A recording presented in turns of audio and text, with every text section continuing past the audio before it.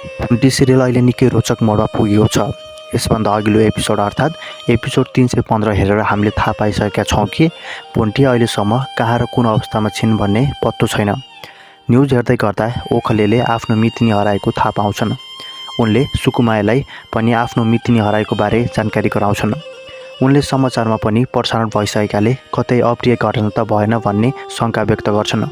ओखलेले सुकुमाया मितिनीलाई भन्छन्, यतिका दिनसम्म हाम्रो भुन्टी कहाँ गएकी छिन्, कसैलाई अत्तो छैन भनेर उनी एकदम आत्तिन्छन्।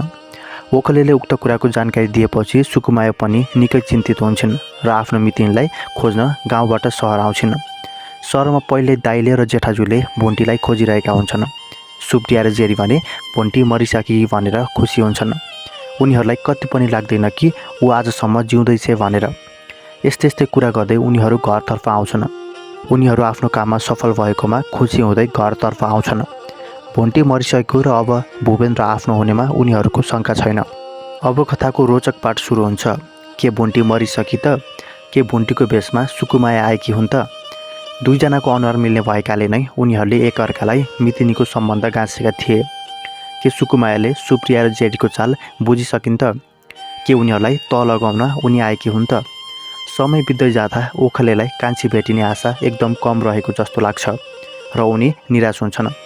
उता वृद्ध अवस्थामा रहेका बुबाआमा पनि आफ्नो छोरी हराएको खबर थाहा पाएपछि एकदमै दुखित हुन्छन्। उनीहरूलाई छोरी कहाँ छ, कस्तो अवस्थामा छ भन्ने कुराको चिन्ता लाग्छ। सुप्रिया र जेरीमध्ये एकजनालाई भूपेन्द्र र अर्कोलाई सम्पत्ति चाहिएको छ।